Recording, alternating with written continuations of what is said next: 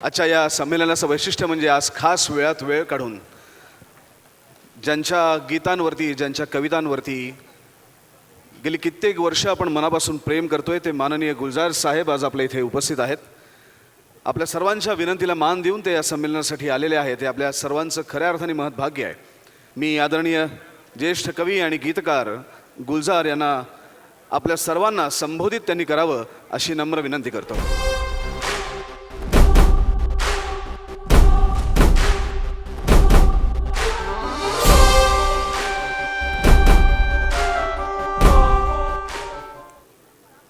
दोस्तों, मराठी के दोस्तों, आपको और मराठी दोनों को सलाम.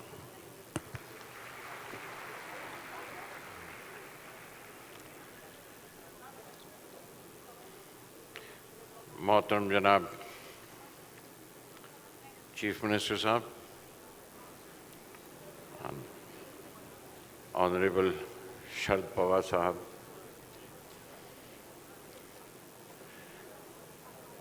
जनाब शिवनी साहब, पाटिल साहब और तमाम ज्ञानपीठ अवार्ड विनर्स, लेखक, लिखारी, राइटर्स और उनके वजूद के लिए पढ़ने वालों को नमस्कार. क्योंकि उन्होंने पढ़ा तो किताबों में वजूद में आई और किताबें चलती रहीं और लेखक लिखते रहे. मैं मराठी सम्मेलन में पहले भी एक बार आया हूँ और मुझे याद है कि मैंने उस वक्त भी चौंका था जब मैंने कहा था कि मेरे सामने जो ये पाठक और लेखक बैठे हुए हैं, मुझे लगता है 50,000 सफ़े खुले हुए हैं मेरे सामने. आज 50,000 नहीं, कई लाख चेहरे मुझे नज़र आ रहे हैं उसी सम्मेलन में. ये इश्क अपनी ज़बान से और ये मोहब्बत अपनी ज़बान से कम देखी जाती है. सम्मेलन हमारे यहाँ भाषाएं बहुत हैं और 14 ज़बानें कॉन्स्टिट्यूशन ने रिकॉग्नाइज़ की थी, वो 14 की 22 हुई और फिर बढ़ती गई. और ज़बानें सब जगह हैं और सब में लिखा जा रहा है, लेकिन इस तरह का सम्मेलन किसी ज़बान में नहीं देखा. मुशायरे होते हैं, सेमिनार्स भी होते हैं, लेकिन यूं अपनी ज़बान से लगाव रखना और यूं उसके लिए जमा होना एक जगह, ये मुझे महाराष्ट्र ही में नसीब हुआ है. और मैं मुबारकबाद देता हूँ महाराष्ट्रियंस को, सबको जिनकी वजह से ये हुआ है. एक ख्वाहिश बहुत थी जिसकी हम कोशिश भी करते रहे, क्योंकि फेस्टिवल्स, लिटरेरी फेस्टिवल्स के नाम से बहुत से फेस्टिवल्स शुरू हो गए हैं, जगह जगह हैं, और कभी तो यूँ लगता है कि शायद गली गली में शुरू हो गए. लेकिन एक ख्वाहिश ज़रूर थी कि एक अखिल भारतीय ऐसा सम्मेलन ज़रूर हो जहाँ पूरे भारत की ज़बानें आकर और पूरी भारत की ज़बानों के लेखक आकर एक बार मिलें, जो नज़र नहीं आ रहा, अभी तक नज़र नहीं आ रहा. मेरे साथ वर्मा जी थे, पवन वर्मा जी. हमने कोशिश की थी बनारस में एक बार इस तरह का सम्मेलन करें, इस तरह का मेला करें जहाँ तमाम हिंदुस्तानी ज़बान में लिखने वाले, हिंदुस्तानी ज़बानों में लिखने वाले. मुझे कोई गिला, अंग्रेज़ी से कोई गिला नहीं है, बिल्कुल कोई गिला नहीं है. अंग्रेज़ी ज़रूरी है और बहुत ज़रूरी है, ख़ास तौर पर आज की जनरेशन के लिए. लेकिन हम मिल्टन भी पढ़ लेते हैं, शेक्सपियर भी पढ़ लेते हैं, लेकिन हसरत रह जाती है कि हमें कालिदास क्यों नहीं पढ़ाया गया. तो वो भी ज़रूरी है. इसलिए अपनी जड़ों के साथ आके जुड़े रहना, अपनी ज़बान के साथ जुड़े रहना बहुत ज़रूरी लगता है. अगर ये कहीं और नहीं हो पा रहा, हमने पिछली कोशिश थी पटना में जब कोशिश की थी कि तमाम हिंदुस्तान की ज़बानें आके मिलें, तो भी मुकम्मल तौर पर नहीं हो सका. लेकिन अगर और कहीं नहीं हो तो महाराष्ट्र हिंदुस्तान का हिस्सा है, महाराष्ट्र इसमें इनिशिएटिव ले सकता है ताकि एक सम्मेलन इस तरह का हो जहाँ तमाम हिंदुस्तानी ज़बानों के लेखक और राइटर्स और क्रिटिक्स और पोइट्स आकर मिलें। हमें, क्योंकि मुझे थोड़ा शायरी से लगाव था तो इसलिए शायरी, अब महाराष्ट्र में रहते रहते यहाँ की हवाओं का नमक मेरी ज़बान पे लग गया, और वो जो नमक लगा है तो वो शायरी के ज़रिए लगा। जब मैं शुरू में पीएल साहब के सेशंस अटेंड करने लगा, श्री पीएल देशपांडे, और उसके बाद ऑफ कोर्स कुसुमाग्रज, उनसे मुलाकात भी हुई और उनकी नज़में और कविताएं सुन के जी चाहा कि इन्हें दूसरी भाषाओं को मिलाना चाहिए। हमें ये तो खुशी हो जाती है कि मराठी में, मराठी ज़बान कितनी ज़बानों में ट्रांसलेट हो रही है, लेकिन ये ज़रूरी महसूस होता है कि ये भी जानना चाहिए कि दूसरी ज़बानों से कितना आ रहा है मराठी के अंदर।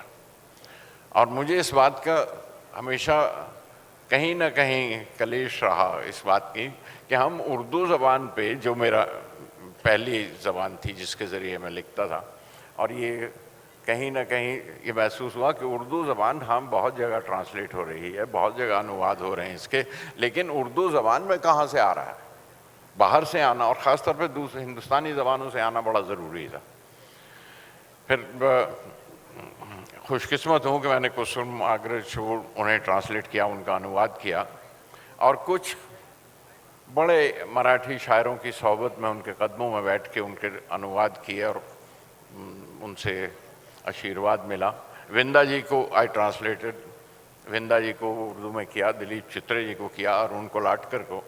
और मेरा मराठी से ये संबंध, ये गिरा बांधने वाले मेरे एक दोस्त हैं अरुण शेवटे, खुद मराठी के अच्छे शायर हैं, उनके ज़रिए मैं मराठी से मुसलसल एक संबंध अपना रखता रहा हूँ, जिससे अब भी अपनी किताबें भी, दूसरों की किताबें भी अनुवाद करके मराठी में लाया, और मराठी की किताबें जो जिसमें ये मैंने तर्जुमे किए उर्दू और दूसरी हिंदी ज़बान में भी शामिल करने की कोशिश की। इस दौरान मैं एक और काम, मैं कोई अपनी तारीफ़ नहीं कर रहा हूँ, मैं सिर्फ जो अपनी मेहनत कर रहा हूँ उसका जिक्र कर रहा हूँ कि मैं चाहता था आज की कंटेम्प्रेरी पोइट्री, आज की शायरी, उस्ताद हैं, गालिब हैं, इकबाल हैं, लेकिन आज की शायरी उन्हें कैसे एक जगह जमा किया जाए। तो मैंने करीब 400 पोएम्स, 400 नज़में, 270 शायरों की और हिंदुस्तान की 32 ज़बानों से उनका अनुवाद किया है, जिसमें सीताकांत जी शामिल हैं, उनकी पोइट्री भी है, उनकी नज़में भी हैं, मराठी के बहुत से आज के शायरों की नज़में उसमें शामिल हैं और वो की हैं। चाहता हूँ कि कहीं ये सिलसिला अगर बाहर से नहीं तो हम यहाँ के एक मराठी सम्मेलन से ही सीख लें कि ऐसा करना चाहिए, आपकी ज़बान का अपना लगाव ऐसा रहना चाहिए और इस तरह होना चाहिए। एक चीज़ जिसकी कमी महसूस होती है, मैं सिर्फ साहित्य के बारे में चंद लफ्ज़ कहना चाहता हूँ, जिस चीज़ की कमी महसूस होती है वो बच्चों का लिटरेचर, बच्चों का साहित्य कहीं किसी भी ज़बान में नहीं लिखा जा रहा है सिवाय हिंदुस्तान की 3 ज़बानों में, जिसमें एक मराठी है, दूसरी बंगला है और तीसरी मलयालम। इसके अलावा हिंदी हमारी जो राष्ट्रभाषा है, ऐसी ज़बान में बिल्कुल यकीन मानिए सिवाय इसके कि वेस्ट से आई किताबों का तर्जुमा या वेस्ट से आई किताबों का अनुवाद हो जाता है, वरना कोई बच्चों के लिए नहीं लिख रहा है। एक हमारे अब के दोस्त मंगेश पटगांवकर, जिनके यहाँ से बच्चों का साहित्य हमें मिलता था और कविताएं मिल जाती थी, वो चले गए। देखते देखते दिलीप चित्रे गए, विंदा जी गए। तो ये लगता है कि ये भी एक और गुण है जो मराठी लिटरेचर में भरा हुआ है और जो किसी न किसी सूरत सामने आना चाहिए। मैं पाटिल साहब को मुबारकबाद देता हूँ कि उन्होंने 1000 स्कूलों में, अभी ये सम्मेलन शुरू होने से पहले 1000 स्कूलों में बच्चों की किताबें बांटी हैं। 1000, इज़ दैट राइट? जी, 1000 स्कूलों में उन्होंने किताबें बच्चों की पहुंचाई हैं, बांटी हैं। ये कुछ जिम्मेवारियां भी पड़ती हैं जो हम गुण गा लेते हैं, खुश हो जाते हैं, लेकिन ये जिम्मेवारियां जो आपसे सीखी हैं आप तक लाना चाहता हूँ। हर अदीब, हर राइटर, हर लिखारी, एक अजीब सी मिसाल है लगती है मुझे, उबलती हुई हांडी है जो उबलती रहती है हर वक्त। और इतने सारे साहित्यकार देख के लगता है कि उबलती हांडियां और इतनी सारी, हर शख्स अपनी तरह जिंदगी को नरेट करता है, हर राइटर अपनी तरह से जिंदगी का टेस्ट करता है, उसका जायका बताता है, हर लेखक अपनी तरह से जिंदगी को परखता है और ज़िंदगी के मानी बताता है। लेकिन ये ज़िंदगी बड़ी अजीब सी चीज़ है, ये एक सी रहती नहीं कभी भी, ये बदलती रहती है। जब ये बदलती है तो साथ में आपका कल्चर भी बदलता है, ज़बान भी बदलती है। और मैं कहूँ कि वो ज़िंदगी पकाने की कोशिश करते हैं तो उबलती हांडियाँ और इतनी सारी, सभी ने ज़िंदगी चूल्हे पे रखी है और ये ज़िंदगी है, न गलती है न पकती है, सभी ने चूल्हे पे रखी है, ज़िंदगी पक जाए। तो ये इसी सूरत चलता रहेगा। लेकिन दाद देता हूँ राइटर्स को, दाद देता हूँ तमाम लेखकों को कि ब्रह्मांड की आवाज़ चुप हो सकती है लेकिन लेखक की आवाज़ चुप नहीं होती। वो खामोश नहीं रहता, वो अपनी बात कहेगा। बल्कि यूं कहना पड़ता है कई बार,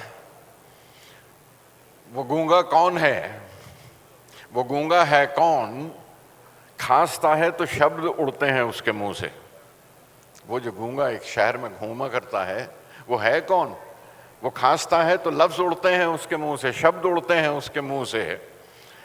शहर को साफ रखना और मुश्किल हो गया है। वो गूंगा है कौन जो खांसता है तो शब्द उड़ते हैं उसके मुंह से, शहर को साफ रखना मुश्किल हो गया है। चौराहे पर बात चल रही है